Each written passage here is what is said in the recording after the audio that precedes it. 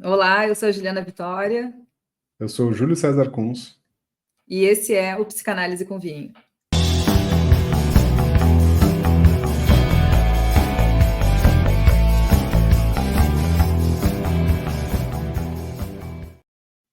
Olá, Júlio! Ô, Juliana Vitória, vamos falar sobre amizade hoje. Que beleza. Vamos!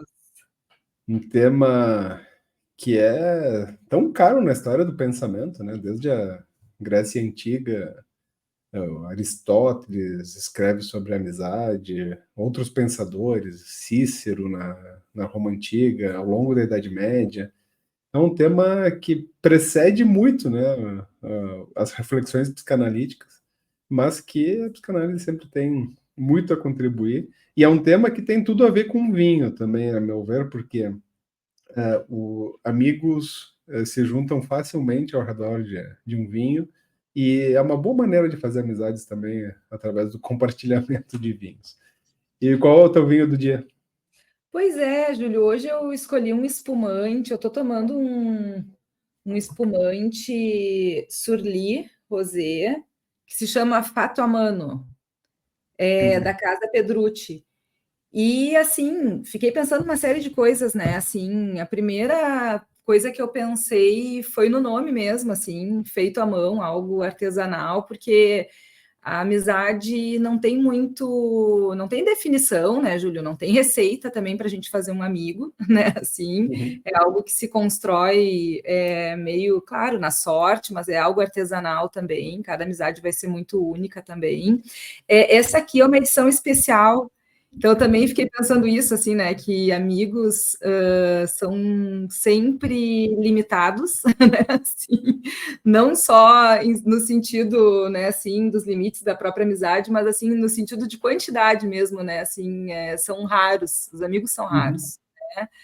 E, e claro, assim, né, um espumante também, porque para mim eu sempre associo o espumante a algo a que se comemora, assim, né? Então as amizades eu acho que são algo a se comemorar, né? Assim, Uhum. são aquilo, né? A amizade enriquece a vida da gente, nós nos enriquecemos através das nossas amizades, um nível de ligação também muito misterioso, a gente nunca sabe o que nos une a um amigo, e quando a gente tem um amigo, a gente tem, acho que, um modo de se relacionar com a vida que é um modo mais alegre também, e por isso acho que é sempre motivo de comemoração a Uhum. permanência de amigos nas nossas vidas, assim. Então, um pouco por aí que eu fiquei. Ah, e tem outras coisas que eu fiquei pensando também, do método, né, Júlia? Porque tem esse método Surly, que eu né, eu conheço muito pouco de vinho, enfim, mas assim, eu vi que é um método que mantém as leveduras, é isso, né? Uhum. Então ele dá como tem uma série de, enfim, né, ligado mais ao paladar e tal, a cremosidade, mas ele mantém um aspecto também, a visão, assim, como é que chama? Tu me disse a palavra, é mais turvo o líquido, né? Uhum. Como é que dá uma turbidez. E eu achei muito legal isso, porque eu acho que a amizade, Júlio, isso é uma coisa que a gente pode até discutir, é a única relação que suporta mais os nossos aspectos mais turvos. Uhum. Assim, e que toma isso, às vezes, até como algo de enriquecimento, assim, né? Acho que é a relação que está mais protegida, né? De se esperar que o outro seja muito cristalino. Então, esse Uhum. acho que é um elemento que eu fiquei pensando que eu achei interessante, assim. Boa, muito boa essa ideia. O meu vinho eu já acabei escolhendo partindo de um princípio que eu escutei de um enólogo que eu gosto muito, é um português que mora no Brasil, Miguel Almeida. Ele é enólogo da Miolo, e certa vez ele disse assim: tem muito vinho no mundo, tem muito vinho no mundo, muitas vinícolas, e eu só bebo vinho de quem é meu amigo. Porque não vai me faltar vinho se eu fizer essa escolha. Então, eu prefiro beber vinho de quem é meu amigo, ou de pessoas que eu admiro, de pessoas que eu acho legais. Então, o meu critério foi fundamentalmente escolher um vinho de um amigo. E eu escolhi esse vinho aqui, que é um vinho super especial, tem um rótulo bem bacana, e a complexidade do rótulo dele fala muito da complexidade do vinho. Tem informação aqui tudo que é jeito, que eu não vou nem conseguir explicar tudo. É um vinho espanhol da região de Rioja, e é um vinho muito especial porque, seguindo uma nova classificação que a região de Rioja criou, é um vinho de vinhedo único, ou seja, todas as uvas vêm de um vinhedo só. E é uma série dessa vinícola que é uma série experimental. Então eles fazem experimentos e conforme dá certo eles lançam o vinho e incorporam as técnicas aos vinhos da vinícola. E o nome do vinho então é Queiron Ensaios Capitales. Então são esses ensaios. E cada ano eles lançam um desses vinhos, edição limitada também. Esse vinho é limitado a pouco menos de 7.000 garrafas. E então teve o ensaio número 1, ensaio número 2, ensaio número 3. E o Conrado Herrero, que foi meu colega de master, um amigo muito querido e muito próximo meu, é matemático de formação. E ele é o gerente de exportações dessa vinícola. E ele disse: olha, ele encontrou uma oportunidade de colocar alguma coisa de matemática num vinho. E ele falou para a Raquel, que também fez o master da OIV, e é proprietária da vinícola, ele disse: olha, me dá uma chance aqui. Em vez de ir para o 4, dá para colocar pi, porque pi é 13,14, 15, etc, né? Então, vou colocar um pi aqui no meio. Então, tem uma marca de um amigo aqui, por isso esse vinho chama pi, né? E esse ensaio, do ponto de vista técnico, eu não escolhi por causa disso, mas depois de escolher a gente começa a achar as justificativas, assim como as amizades, né? Ah, por que vocês são amigos? A gente começa depois a dar explicações, né? Então, as minhas explicações a posteriori sobre a escolha desse vinho tem a ver com uma coisa que tu falou da amizade, de quanto a gente se enriquece.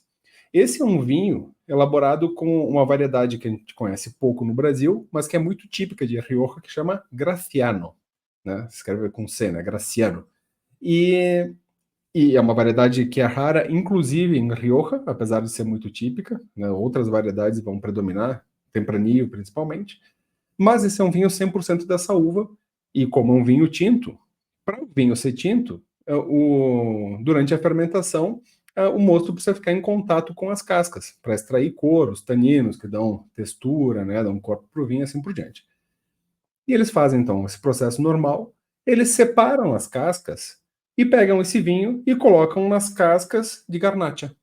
E ele fica mais um tempo extraindo aromas, sabores e cor da garnacha.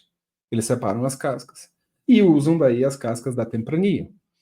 E, ou seja, pega essas cascas amigas e esse vinho então tem um pouco de cada uma delas, passa por carvalho, então tem uma complexidade aromática assim espetacular. É um baita vinho, safra 2022. E, enfim, mas escolhi fundamentalmente pela amizade. E essas amizades a gente faz poucas na vida, né? Inclusive, essa garrafa aqui é a garrafa de número 6. E dizem que assim, a gente chega na vida com amigos preenchendo uma mão já é bastante, né? Então aqui, se eu conseguir 6 amigos, já é então um luxo extra. E então essa foi a minha escolha. E o Conrado é um amigo que eu vejo muito pouco, né? Como ele mora na Espanha, a gente se fala de vez em quando, né? Mas a gente se vê muito pouco, mas a amizade não se gasta. Assim, quando a gente se reencontra, parece que a gente se viu ontem e a gente continuou o papo da mesma maneira, com algumas atualizações, mas é impressionante como a amizade realmente resiste ao tempo. O Borges falou isso, né? De como a amizade ela resiste muito ao tempo. Mas não só, né? O Aristóteles também escreveu, né? Quando ele fala assim do tipo mais nobre de amizade, que ele chama de amizade verdadeira, essa independe do tempo, né? Porque só as amizades que são por prazer, essas sim duram pouco, porque ele diz, a gente na verdade não é amigo da pessoa, mas daquele prazer que a companhia proporciona, e nem a amizade interesseira, né? Porque aí é o interesse que move aquela relação e não a amizade. Então a amizade verdadeira, ela dura o tempo que for, porque essas coisas passageiras passam né, enfim, fica a amizade. Mas eu te falei, né, antes de a gente começar a gravar, que eu ia falar bastante sobre esse vinho, mas é um vinho que diz muito sobre também a complexidade, né, que a amizade tem. E, infelizmente, é um vinho que não chega no Brasil, pelo menos não por enquanto. Então, tem mais esse aspecto de raridade. desse vinho. Sim, o Borges, ele vai dizer que a amizade não necessita de frequência, né? De continuidade no sentido, né, assim, ao longo do tempo. E claro, né, Júlia, assim, mas a gente pode botar um pouco em questão isso, assim, porque não tem muito receita mesmo para amizade, né? Tem, claro, amizades que a gente pode, né, ficar muito tempo sem ver alguém e quando encontra, pode continuar o assunto, como tu está dizendo, como se o tempo não tivesse tido grandes efeitos, né, sobre a distância. Outras em que a gente, bom, de algum modo, né, tem mais presença na vida do outro, né, mas assim, não tem muito receita, né? Mas eu queria um pouco, né, claro, e o que tu falou do Aristóteles, ele vai chamar de virtude, né, Júlio? Essa amizade mais verdadeira é aquela que carrega mais virtude, não é por aí? Algo, né, no sentido de que, né, de que teria algo que fica, né, algo que se ganha com o tempo, que se amadurece com o tempo, né, enfim. Mas, de qualquer modo, eu queria hoje iniciar, assim, né, uma reflexão pensando sobre a amizade, né, porque às vezes, não sei se tu já deve ter escutado isso, né, se diz que os amigos são a família que a gente escolhe.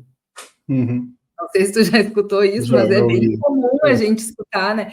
E eu, assim, fico um pouco incomodada quando eu escuto isso, porque eu penso que o amigo é aquele que a gente faz fora, justamente, né? Não como continuidade da família, mas como um espaço muito particular, né, onde justamente algo novo, né, pode surgir, né, onde a gente pode não se reconhecer naquilo que é familiar também, né, é muito quando as crianças, né, assim, começam a sair, conviver, enfim, né, mais no mundo do que dentro da família, sempre uma coisa que nos chama a atenção é se elas conseguem fazer amigos, né, é sempre algo assim, né, que aparece, né, e essa é uma capacidade muito linda, né, que já surge desde a infância, desde o início, né, de poder criar um laço com um outro que vem completamente distante daquilo que nos é familiar.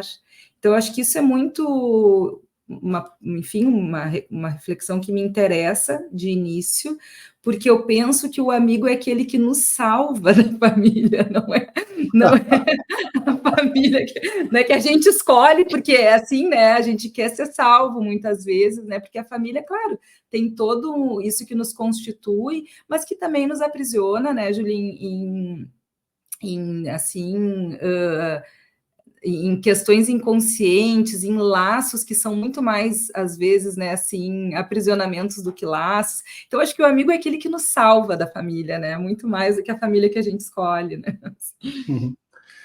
Acho que essa é uma boa reflexão, porque tem esse caminho de individuação, né? De sermos o que somos, assim, né? E quando a gente está em família, a gente parece que a gente é uma espécie assim de quebra-cabeças, onde cada um contribuiu com uma peça, né? É o nariz da mãe, é a orelha do pai, é a birra do irmão, né? Como se, né? E claro que isso há, né? Claramente há, né? Não só do ponto de vista genético e de aparências, assim, né? Morfológicos, inclusive, e de comportamento, claro que sim, né? Tem essa. A gente vai sendo formado por esses depósitos narcísicos de quem está ao redor, e família e família estendida no sentido assim dos amigos dos pais, amigos dos irmãos, assim por diante, né? Que realmente a gente vai sendo formado a partir disso. Mas, com isso que tu falou, né, me ocorre que a amizade ou as amizades nos ajudam a entender aquilo que é nosso propriamente, herdado ou não, né? Porque mesmo aquilo que é herdado, né, a frase do Goethe famosa citada pelo Freud, que volta e meia nós recuperamos, né, insistimos nela, que é aquilo que herdaste faz teu, né? Ou seja, que não, a herança não é só algo que chega passivamente, que nós precisamos ativamente transformar aquilo, não, isso aqui é meu, por mais que tenha havido de outra pessoa, e as amizades realmente nos ajudam a nos livrar dessa dívida, talvez, também, né, de não ser, não, isso aqui é meu, de direito, sou assim, né, e nos permite, assim, até ser mais sinceros conosco mesmo, né, em certa medida, assim, ser mais espontâneo. Até o Winnicott fala da questão da amizade justamente como esse espaço intermediário do brincar, né? As amizades têm essa criação de espaço muito mais, uma possibilidade maior de criatividade, inclusive, né? E que, bom, realmente na família nem sempre é tão simples. E boa essa ideia dos amigos serem a salvação da família. É o que é uma saída, né? Assim, Uhum. acho que sim, né? Não sei. No mínimo parcialmente, acho que vai por aí, sim. Uhum. E acho que essa questão da amizade verdadeira, assim como o Aristóteles traz, né? E, e lembrando, né, que para os antigos filósofos gregos, assim, né, a verdade, a beleza, a ética, tudo isso andava junto, né? Então, se algo fosse belo, também deveria ser verdadeiro, e também seria justo, e também ético, e assim por diante, né? E então, se me parece que essa ideia de amizade verdadeira também, a gente poderia dizer a mais bela, a mais justa também, né? E enfim, mais cheia de virtudes, né? E essa ideia de virtude, eu até vou trazer um trechinho que eu peguei do Ética Nicômaco, que é onde um dos lugares, pelo menos, onde o Aristóteles fala sobre a questão da amizade. Ele diz assim: é, essa espécie de amizade, pois, é perfeita tanto no que se refere à duração como a outros aspectos. E nela, cada um recebe de cada um, em todos os aspectos, o mesmo que dá ou algo semelhante. E isso é interessante, né? Você falou antes sobre a questão das idealizações, e ele traz aqui para a questão da troca, né? Do como a amizade, assim, é aquilo que a gente tem uma sensação, pelo menos, de igualdade entre o que dá e o que recebe, né? Uma coisa que eu acho, assim, muito... que eu gosto de cultivar nas amizades, assim, é a questão de pagar a conta, né? Volta e meia, assim, diz, deixa que essa aqui eu pago, e tu paga a próxima, e aí quando vê, se perdeu aquela conta rapidamente, e ninguém se importa, né? Tipo, não, deixa que dessa vez, né? Ou deixa que eu pago essa, ou essa eu te convido para jantar, vem lá em casa, ou eu levo alguma coisa. Então fica sempre em algo interessante, de que é um sentimento de nem dever, né? Nem de sentir devedor e nem de sentir credor daquela relação. Mas talvez não por igualdade, mas por um genuíno respeito à diferença, né? Uma forma de poder conviver um pouco mais em paz com a diferença, que é isso que tu está dizendo. Daqui a pouco não importa, né, se a gente, de alguma maneira, bom, agora estamos quites, né? Não, essa conta não é disso que se trata, né? Então, eu acho interessante isso que tu diz, mas também para botar um pouco em dúvida a questão da igualdade, assim, na amizade, né? Porque um amigo... Eu gosto, Júlio, tu trouxe o Aristóteles, agora eu queria trazer um pouco Nietzsche hoje, que tem uma espécie, assim, de definição que ele traz no Assim Falou Zaratustra, que eu acho muito interessante, eu vou ler, assim, porque eu acho muito legal. Ele vai dizer assim, do amigo: um só já é demais para mim, assim pensa o solitário. Sempre uma vez o que com o tempo acaba a valer por dois. Eu e mim. Estamos sempre em conversa acalorada. Como seria possível suportar isso sem um amigo? Para o solitário, o amigo é sempre um terceiro. Um terceiro é a rolha que impede a conversa dos dois outros de afundar nas profundezas. Existem muitas profundezas para todos os solitários. É por isso que eles anseiam tanto por um amigo que esteja à sua altura. E acho muito legal, porque ele traz o amigo como essa figura de terceiro entre o eu e o mim. Assim, né? O amigo, ele não é exatamente um par, assim, como aquele com quem eu me identifico em tudo. Não, ele traz aqui justamente alguém que é um ímpar, um diferente, né? E que a gente pode conviver em paz, e mais do que em paz, com um certo conforto, né? Eu fico confortável com essa diferença, né? Talvez na amizade isso possa transcorrer de um modo mais pacífico do que em outros tipos de amor.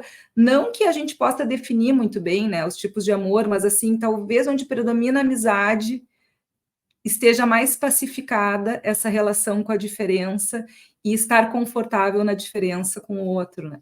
Enfim, mas o amigo aqui entra como um terceiro. E ele segue, tá, Júlio? Eu vou ler aqui o resto, eu vou pular um pouco, mas ele segue, tá? Ele vai dizer assim: és tu ar puro e solidão, pão e remédio para o teu amigo?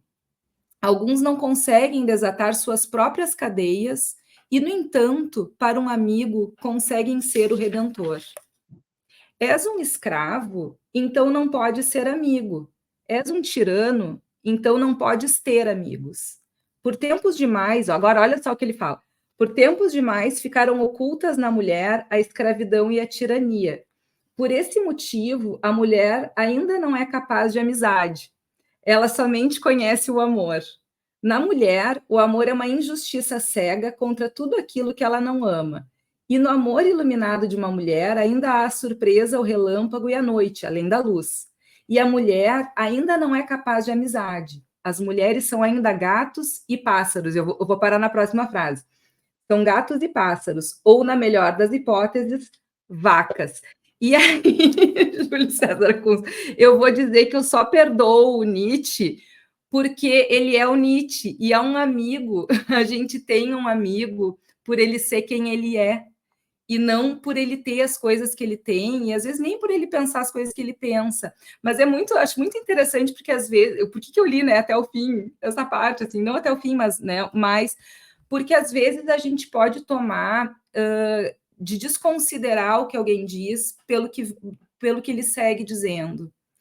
E a gente pode também considerar o que alguém diz e, né, de alguma maneira, assim, discordar do que segue dizendo pelas circunstâncias, né, pela época, por ser quem é, né, assim.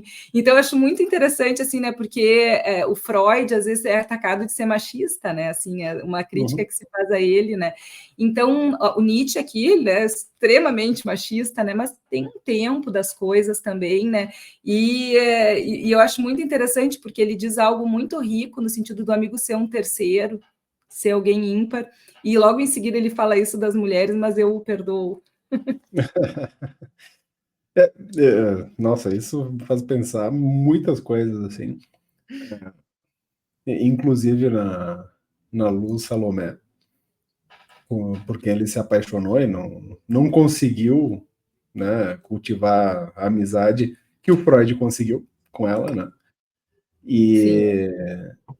Mas esse aspecto de, na amizade, nós sermos capazes de tolerar as diferenças, inclusive aquelas que nós podemos considerar até insuportáveis, eu acho que isso diz muito sobre amizades. E inclusive, nos traz a um tema super contemporâneo, que é a incapacidade ou a dificuldade que nós temos hoje de lidar com diferenças de posicionamento político. E por mais extremo que seja. Né? E isso acho que é um tema a ser pensado, assim, porque até mesmo na família, né, tem família que rompe, né, tipo, não falo mais com o irmão, não falo mais em função disso, ou pelo menos com essa desculpa, né, mas eu tenho, assim, uma experiência muito boa de dois grupos de amigos em que tem pessoas que discordam, assim, absolutamente, né? Tem um grupo de amigos que é desde a minha infância, assim, da tenra infância lá em Flores da Cunha, e um grupo de amigos do ensino médio. E em ambos grupos nós temos divergências políticas e que nós falamos. Não é assim que a gente finge que não é para poder tocar a vida. Tipo, sabe, janta, vai tomar uma, fala, briga, xinga e tal, mas não é colocado em questão, ao menos nesses dois grupos, nós nunca colocamos em questão a amizade. Tipo, não, vou deixar de ser teu amigo por causa disso. Nunca teve nem ameaça. Nem assim, não falo mais contigo, nem de levantar da mesa, tipo, fica na mesa discutindo, sabe? E é algo que me parece que de alguma maneira se perdeu, assim, e eu nem sei bem nem ensaiar algum tipo de hipótese, porque que hoje isso é tão difícil, a não ser essas respostas mais de que essa busca pelo prazer desenfreada, etc. E tal, e bom, que talvez isso realmente corroa amizades, né? Uma amizade verdadeira não é só sobre sentar e se divertir e falar de coisas agradáveis. Sim, pois é, eu não saberia responder isso que tu propõe, mas me ocorre pensar os fins das amizades, né, Júlio? Que faz parte do tema das amizades, pensar os seus fins também, né? E existem muitas amizades que se perdem, a gente até diz às vezes, né, que se perdem, assim, né? Ou que se acabam. E, bom, vamos pensar, né? Talvez, claro, o que tu está propondo, eu pensaria um pouco, talvez, por mais um fenômeno da atualidade, assim, também, né? Que tem sido, né, uma manifestação, né, de uma dificuldade muito grande de poder botar em diálogo mesmo a conversa, né? Assim, as diferenças, né, sem que isso rapidamente caia para um rompimento, enfim, ou para nem escutar o outro, né? Às vezes já se supõe um pouco também o que o outro vai dizer, enfim, né? Mas eu acho que a gente até poderia ampliar isso, assim, né, para poder pensar o tema do final das amizades, né? O que faz com que uma amizade se termine, né?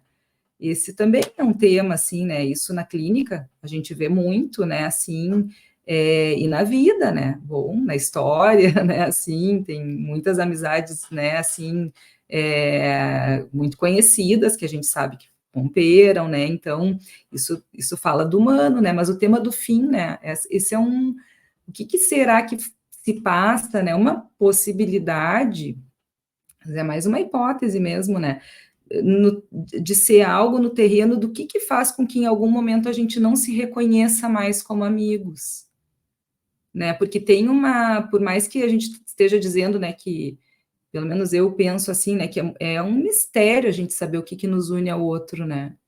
Em qualquer terreno do amor, né? É um mistério, a gente até, como tu estava dizendo, tenta, a posteriori sempre tentar dar conta disso, mas são hipóteses, possibilidades, assim, reflexões que não dão conta, não respondem plenamente nunca, e nunca resolvem o enigma do que nos une a alguém. Então, e de alguma maneira, talvez um amigo seja aquele que a gente pensa que se reconhece, né?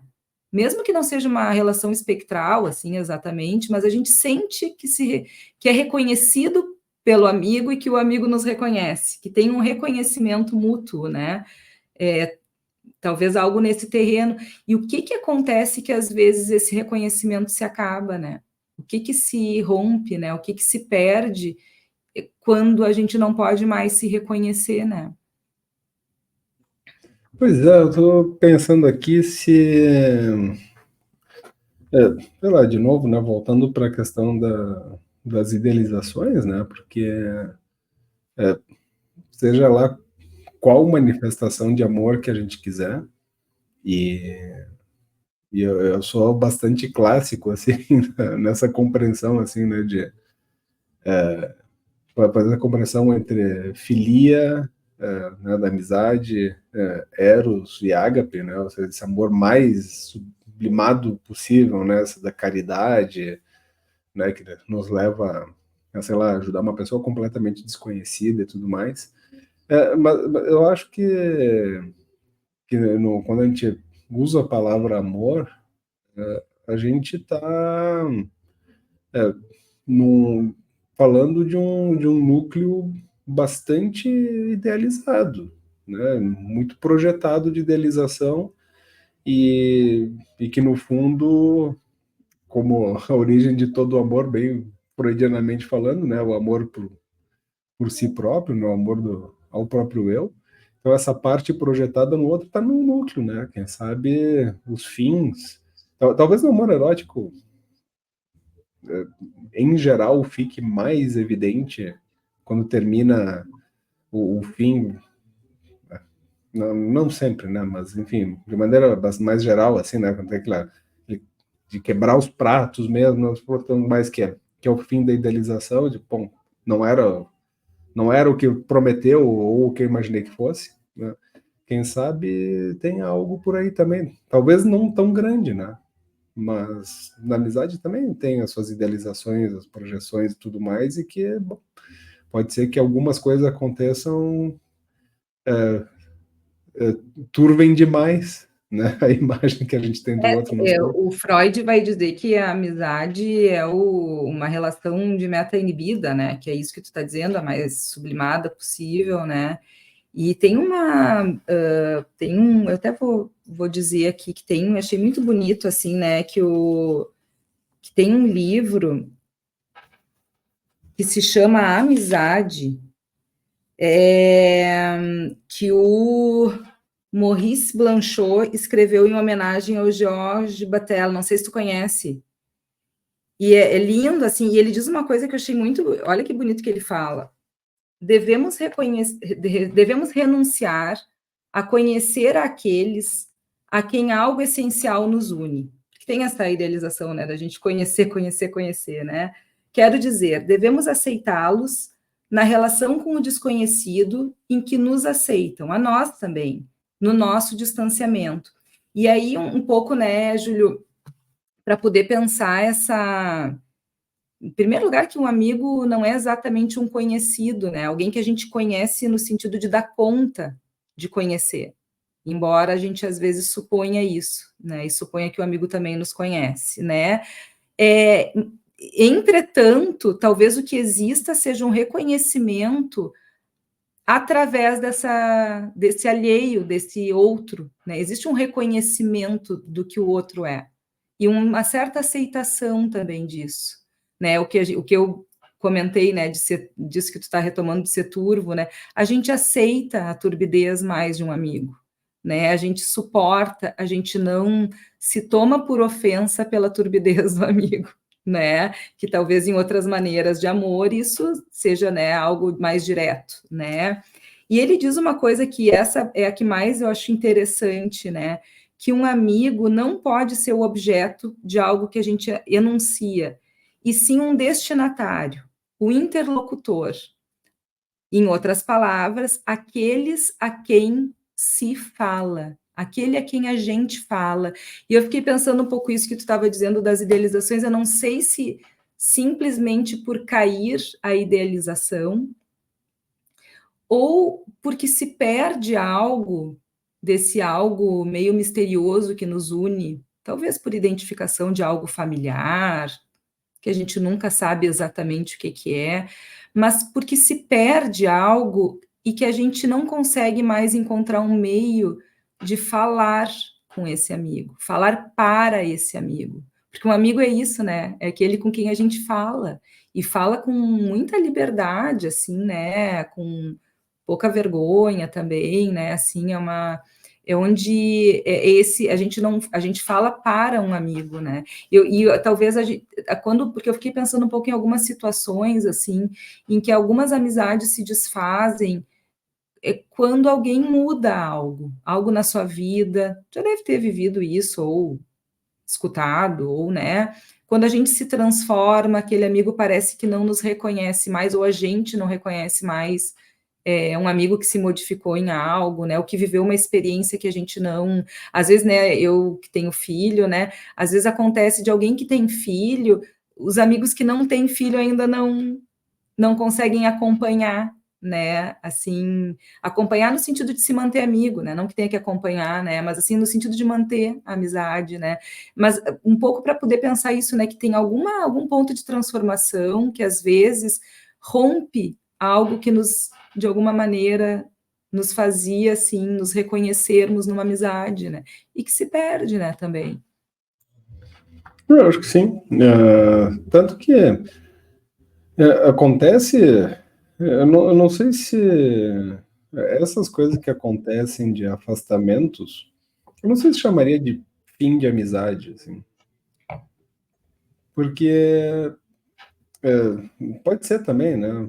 Mas eu tenho a impressão de que, assim, a vida nos leva por caminhos diferentes, por situações da vida, né? Por a gente chama de fases da vida ou por escolhas que a gente faz, né? E ou geograficamente mesmo. Mas eu não sei se eu pensaria nisso assim como um fim de amizade, mas claro que dá para pensar dessa maneira. Quando penso em fim de amizade, eu penso naquele momento deliberado, assim, não é mais meu amigo, né? A gente Um não chama rompimento mais de amigo. por briga, algo assim. É, Também. porque acontece, né? Muitas vezes assim, diz, amigo, nossa, faz muito tempo que não vejo esse amigo, que pena que a gente não. Mas a gente não considera que essa pessoa não seja mais amigo, mesmo que saia da convivência, né? Isso que eu fico pensando mesmo que, bom, né, não tenha mais espaço naquele momento, ou pelo menos que naquele momento da vida não tenha espaço, né? E como acontece, né? Às vezes a gente se afasta e depois as circunstâncias da vida fazem nos aproximarmos novamente de uma pessoa e a gente revive ou assim retoma aquela amizade de uma maneira mais próxima, né? E, mas enfim, por isso que eu fico pensando assim nesse fim como algo que ataca uma parte assim muito nuclear da assim dessa fonte amorosa que nós temos, né? Que está dentro da gente, né? Que é de fundo narcísico e que quando vai para outro vai de uma maneira projetada, assim, não estou falando isso de uma maneira assim, dizendo que é ruim, né? Eu acho que é um mecanismo de a gente se relacionar que, que envolve esse mistério que tu falava antes, né? De não saber por quê, né? De verdade mesmo dizer, é isso. A gente não consegue, mas acho que quando vem o fim acontece, acho que aparece algo muito profundo ali. No início da amizade, acho que não é tão revelador quanto o fim da profundidade daquela relação. Não sei. Bom, Muitos mas mistérios aqui, né? como qualquer separação, né? Dizem que só vai conhecer o outro quando tu te separa. Vai conhecer aspectos muito perversos, né? Muitas vezes. Tu vai conhecer o outro sem ti, né? Tu vai conhecer o outro como ele é sem estar no vínculo contigo, ou reagindo a não estar mais no vínculo Uhum. contigo. Então, também aí, né? Também não é nada simples.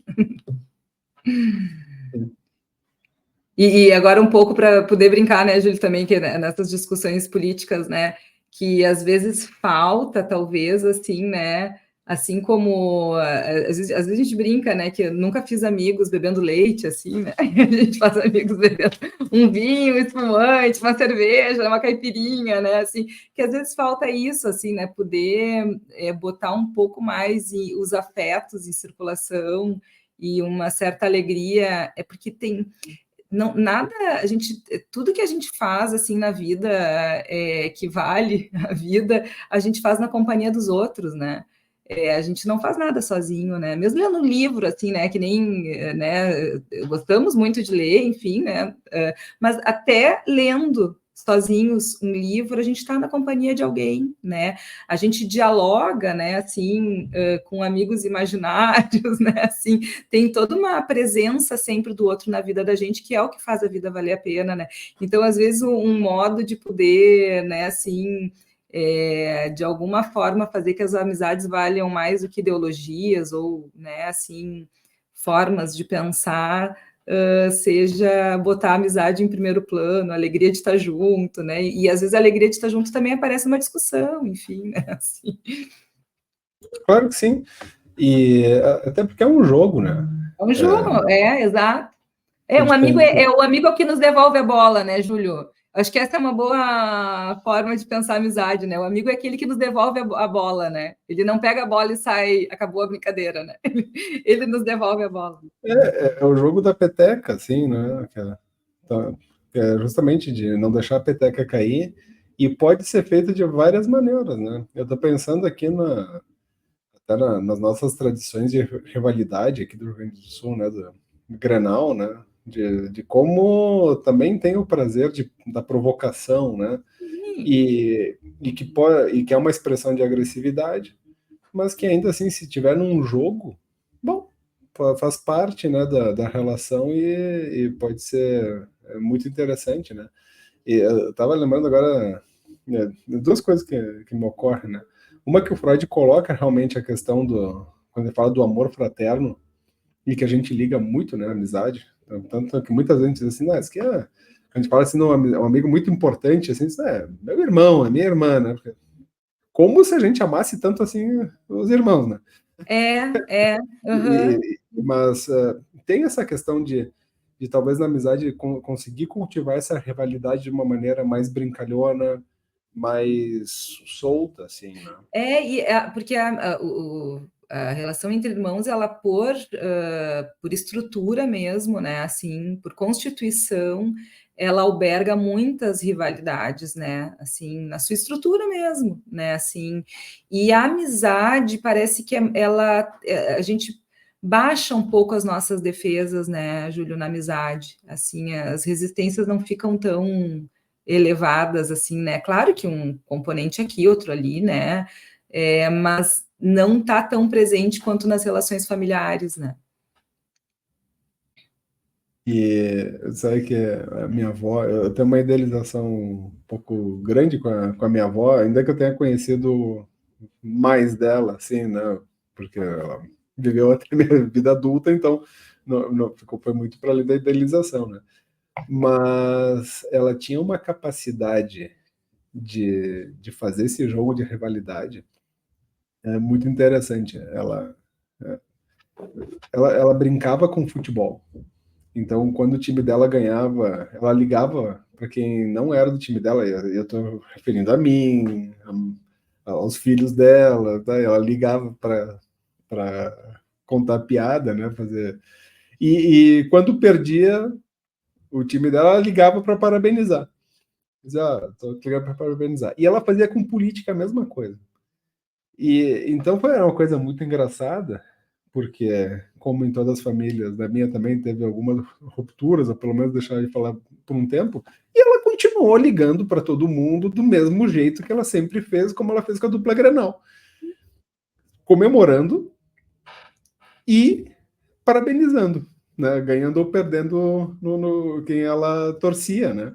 E assim, do mesmo jeito que ela fazia como se fosse um Grenal. E ligava, ou seja, né, tinha um cultivo da relação de uma maneira brincalhona, ela se divertia na provocação né, e acho que isso tem algo bacana, assim, da amizade, né, de poder, né, tirar sarro na brincadeira, de poder brigar e saber que isso não abala a amizade, ao contrário, cultiva, né. Sim. O Nietzsche fala isso, né? Que é importante encontrar no amigo também o inimigo, né? Que ele possa estar à altura, né? Que eu acho que é um pouco nesse sentido que tu está dizendo, né, Júlio, de que não ninguém tá, a gente não está propondo a ideia de uma relação pura, né?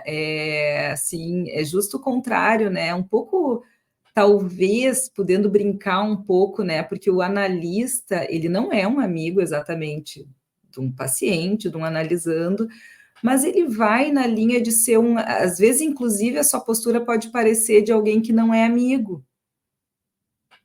Aquilo que faz, aquilo que diz, né? Poderia até soar, mas porque o analista ele vai estar do lado no sentido, ele é amigo do desejo, talvez, ele é amigo da vida, né, no sentido como desejante, né, assim, então eu acho muito interessante também essa ideia, né, que o Nietzsche vai dizer, né, de que também é importante encontrar num amigo um bom inimigo, né, com quem a gente pode guerrear, né, assim. Uma coisa que assim, o Nietzsche bebeu muito dos orientais, né, nessa questão de que me parece que na filosofia ocidental, e ele bate no Aristóteles e Companhia Limitada, né, justamente criticando essa tentativa de pureza do pensamento, dizer o que é bom, o que é ruim, né? O que é uma amizade boa, o que não é uma amizade boa, né? Essas classificações e tal. E como os orientais cultivam justamente isso, né? Que dentro do bom está o ruim, e dentro do ruim tem o bom, e né, esse movimento. E me faz pensar, inclusive, dos nossos povos originários aqui, de algo que foi considerado muito primitivo e tudo mais, mas das tradições de guerrear que se tinha. E uma tradição, inclusive, de não da guerra de domínio ou de eliminação do outro. Tinha uma ética na guerra em que, e ali a gente pode falar dos rituais canibalísticos, mas de repente até dá um episódio para falar sobre isso, né? É, e que tinha uma das coisas, por exemplo, é que eles nunca matavam toda outra tribo. Pegavam uma pessoa e faziam um ritual, e tinha um ritual canibalístico e tudo mais, mas essa guerra não era uma guerra esperando um fim. Era contínua, tipo, era constituinte guerrear com a tribo vizinha. E não estou dizendo que as guerras são boas, né? Do como é um jeito diferente de ver a guerra, né? Entre a guerra de impor, né? O jeito de ser, de uma guerra, não, tinha uma parte de uma troca, me parece, assim. Uma tradição diferente, assim, sobre expressar aspectos agressivos nas relações. Eu acho que eu não consegui elaborar tão bem quanto eu gostaria. Não, eu não, eu, quando tu começou a falar, eu achei que tu ia falar outra coisa, né? Isso acontece muito, né? Quando a gente conversa com alguém, a gente supõe Acontece que com tu vai uma boa dizer, né? vontade.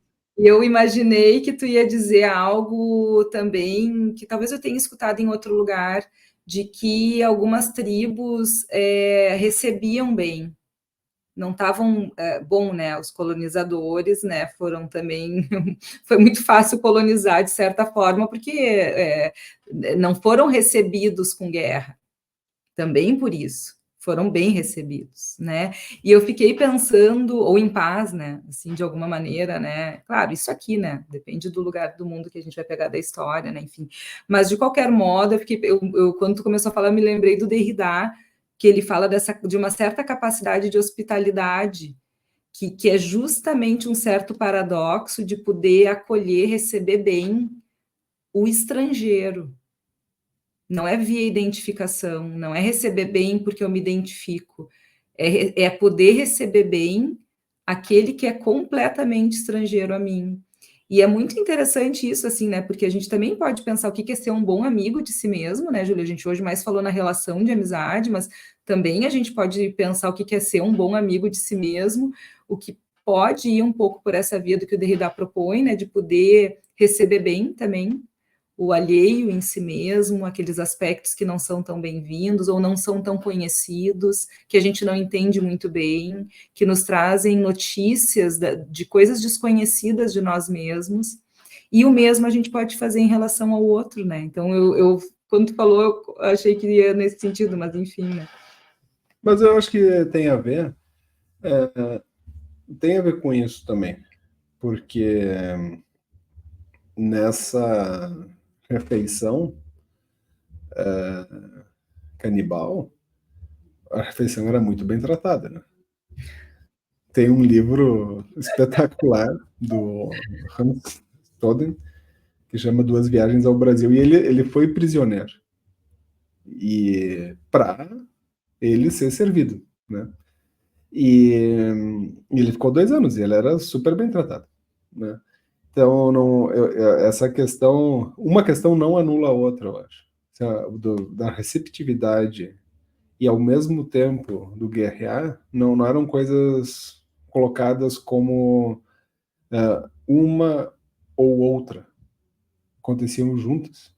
E acho que tem a ver, porque a questão da antropofagia, que depois, né, no modernismo, o Oswald de Andrade, né, e outros vão trazer como algo típico da cultura brasileira, não é algo de considerar o estrangeiro um inimigo, mas é justamente de considerar a diferença e justamente por isso ser necessária a antropofagia para poder absorver algo, né? Enfim.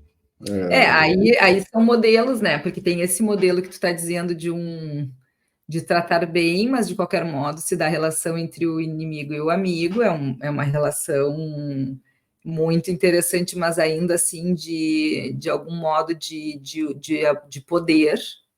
Eu trato bem, mas tu está sob meu poder. A relação Sim. de poder aparece.